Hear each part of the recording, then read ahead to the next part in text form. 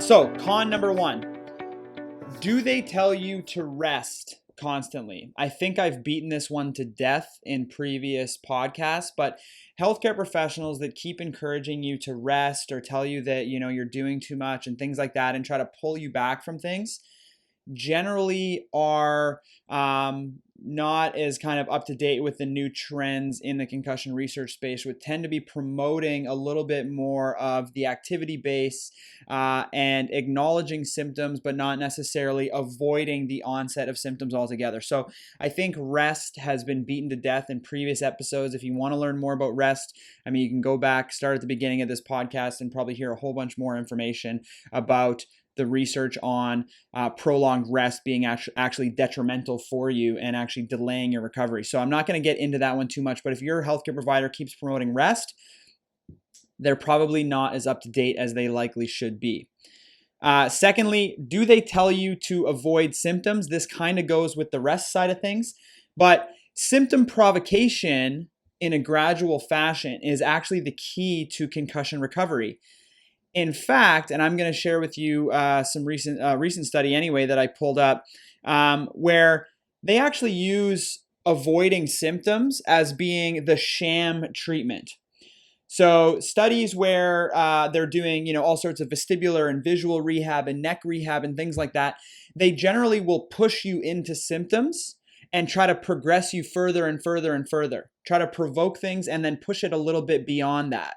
And that's actually how you grow and how you get better, right? I said in a recent podcast that you don't get the strength gains from reps 1 to 5. You get the gains from reps 6 to 10 when you're really starting to struggle and really starting to have that, that pain, that struggle to get it up. That's really when things are improving for you. And what they've done now in studies to compare these treatments is when they compare these various treatment options, what they'll do is have the treatment group that's actually getting pushed into symptoms, symptom provocation. Because if you're not having symptom provocation, your rehab really isn't doing much for you. You want to have that symptom provocation. And we actually use symptom provocation as a guide of when to progress somebody. We give them a certain rehab strategy and they do that. And once they start being able to do it with very minimal increase in symptoms, that's our signal to push them a little bit harder. So now we increase what they do. And then they do that, and that's challenging for the first little bit. And then after they do it a bit, then they're able to do it no problem. Then boom, we push them again. So if you're not having symptoms with your rehab, you're not doing anything for yourself. So symptom provocation is actually key to concussion recovery. But we've been misled to believe that symptom provocation is bad for us or somehow harmful for us, but that's not actually the case. That's where the growth is. So here's a study by Renneker in 2017. They did a randomized control trial, meaning they split a group in half, and half the people got a certain type of treatment, half of people got the other type of treatment. These are patients with dizziness. There was 41 concussed patients experiencing symptoms beyond 10 days. So they're a bit more into the delayed symptom group. Group 1 was the treatment group. And they got manual therapy of the neck, so neck treatments. They got vestibular rehab, so for their balance mechanisms, ocular motor rehab, and neuromotor retraining. They then had group number 2, which was what they called the subtherapeutic group. So these groups got similar treatments, but they weren't pushed into their symptoms. As soon as their symptoms started, they were told to stop.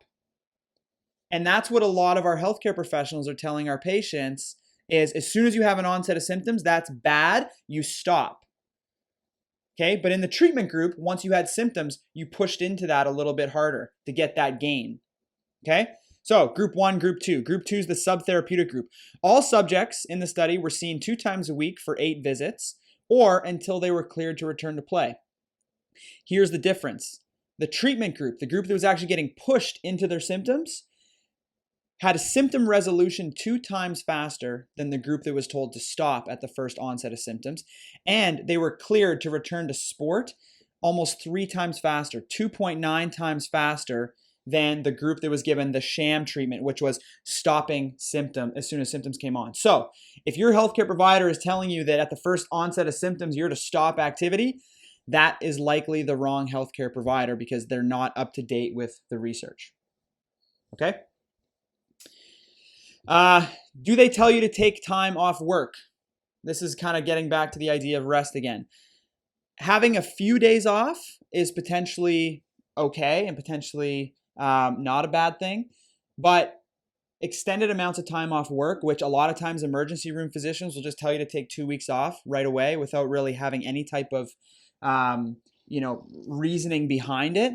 If you can go to work, you should be going to work, because the more time you take off, that's going to be detrimental for you. Just because you have symptoms, again, is not an indication that you should be taking time off work necessarily. It means that you should be doing some sort of rehab or treatment to try and reduce those symptoms, but you should still be trying to keep some semblance of a normal life to be able to continue on that, because as you pull back, it just gets harder and harder to get back into it. So somebody that just tells you and gives you extended time off work doesn't really understand this concept and is likely going to lead to, disability in the long term.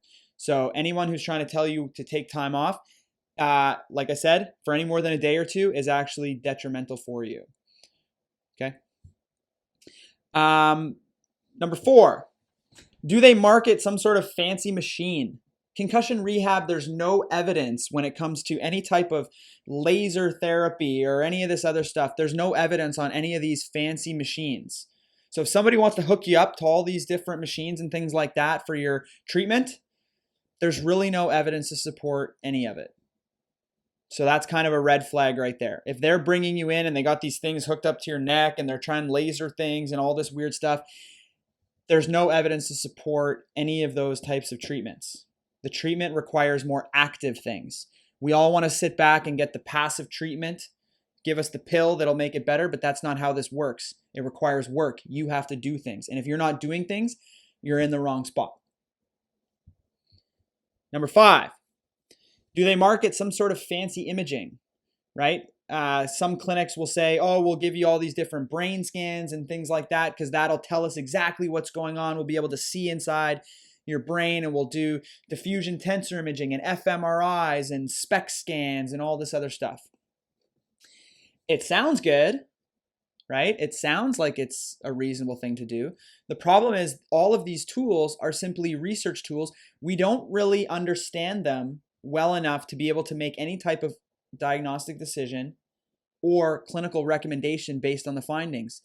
Furthermore, the findings of these imaging studies are very non-specific. This means that just because you see something on a SPECT scan or on a diffusion tensor scan or on an fMRI doesn't mean that that is a result of concussion. Other things, other conditions like depression, like anxiety, like low back pain, like chronic neck pain, like a whole bunch of different things can cause very similar findings as concussion on these imaging. So if you're sitting there with chronic symptoms and you're looking at going to a clinic and they're saying, we're going to do all these different brain scans for you, and you're like, yes, finally, someone's going to tell me what's wrong with my brain. They might find something on the imaging, but it doesn't mean anything. They literally cannot draw any conclusions from that. They'll say, oh, your right temporal lobe has decreased blood flow, and then it doesn't really mean anything clinically. You can't treat it, and you don't even know what the cause is. Of course, you're going to attribute it to a concussion, but that could be because you're depressed. That could be because you have anxiety. That could be because you have low back pain, neck pain, upper back pain. Pain anywhere in your body is going to affect some of these scan results. So don't think that because you're going to a clinic where they're doing all these scans that they're going to know or provide you any insight that you won't be able to get anywhere else. Okay. I lettered these. So what's F? 6. 6. Is it super expensive? I don't know how many patients I've had that have gone down to different states in the US and have spent $10,000 for a week of intensive therapy, and they've, gone to the poorhouse trying to afford this thing. There's a few things, right? Concussion does not require fancy anything. You don't need to spend $10,000 for concussion rehab. Secondly, a week is not enough time, no matter what. So you could spend $1 million and go down for a week of therapy, and guess what? It probably won't work for you in the long term, right? You might have some short-term gains, maybe some placebo-based gains because you're going to this thing and you're spending a lot of money. People want to believe that if you're spending a lot of money, you're likely to recover, right? It's expensive. It must be good. But in fact, most of that is probably generated by the placebo effect of the fact that you've spent money and you think that it's going to be good and you're very hopeful for it. So you'll probably see some short-term gain. But in the long term, 1 week is not going to do anything. Again, we're talking, you're relying on passive. You want somebody to get you better, but nobody's going to get you better. Only you can get you better. So a week is not enough. And $10,000 or more is just not feasible. Usually when people fly in to see me, I have them here for at least 6 to 10 weeks because you can't do anything in any less time. It takes time to do things. People got to put in work. You got to be progressing them through rehab. You got to be pushing them a little bit. You got to be reassessing, reevaluating.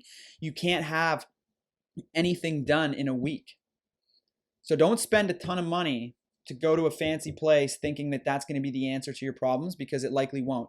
The amount of patients I've had that have gone through these programs and have eventually just come to see me because they didn't have any benefit is actually tremendous. It's not a small amount. So keep that in mind. It should never be expensive, and a week is not enough. 7. Should have numbered these. Do they go right to medications? That's the other thing. There's no good evidence to suggest that medications are effective for the treatment of concussion symptoms or the underlying etiology of concussion, the causes of concussion. A lot of times, patients will come in on all sorts of different medications for various things because of their concussion injury. And there's no scientific evidence to show that any of those are effective at all. And in fact, people are discouraged oftentimes in consensus statements and things like that from relying on medications because they don't work. And not only that, there's side effects that go with it that can lead to very similar symptoms as concussion. I've had so many patients that come in complaining of dizziness, and the medication they're taking, if you read the side effect profile, one of the side effects is dizziness. So how do we know that the dizziness is because of ongoing concussion symptoms, or how do we know it's not due to the medications they're taking, which probably aren't helping the issue that they're taking them for anyway? So if they go right to the prescription pad, that's a red flag, because if that's the only tool you have in the toolbox, is that Neil again? People calling me. So there's some instances where medications can be helpful, particularly when it comes to the mental health side of things, because that's a huge barrier to recovery for many people. Depression, anxiety, that type of thing. And oftentimes, to get over that hump, medication may be required. So things like that are okay. But if the first line of defense is, I'm going to go right to my prescription pad, you'd want to be careful on that. I have patients that will get referred to a neurologist because their GP sends them there, and the first thing they do is try to hand them all sorts of migraine medications when they may not even have migraine type headaches. So just be a little bit cautious on that. Number 8, if they don't have any clear plan of attack, or they're not really clear on what the plan will be, or they haven't really laid it out and saying, this is why your symptoms may be there. We're going to check this. We're going to check this. We're going to check this. And then here's the strategy moving forward. If they can't really articulate that, then you're likely in the wrong spot, right? They should be able to clearly answer questions, clearly tell you this is the game plan and this is why we're doing it. There should be a reason behind what's happening, and they should be able to easily articulate that. The last one here on the con side of things is, are they willing to admit that they don't know something? I find that a lot of healthcare professionals, if they don't know anything or they don't have a level of expertise, which is kind of counterintuitive, but if they don't have a level of expertise, they tend to bullshit their way through things. They tend to give you answers, even if they don't really have the answers, but they'll somehow make sense of it. And it kind of, you're sitting there probably listening going, okay, this person doesn't really know what they're talking about, but they're going to try and spit it to you anyway. People that really know the space will say, well, actually, we don't really know. So be willing to accept the answer of we don't really know, or I don't really know, or there's a couple studies that show this and a couple studies that show that, but so we're kind of, up in the air as to whether or not that's the right answer. So be wary of the person who tries to kind of work their way through the answers and try to be able to, your gut will tell you whether or not this person's actually answering these questions legitimately or not.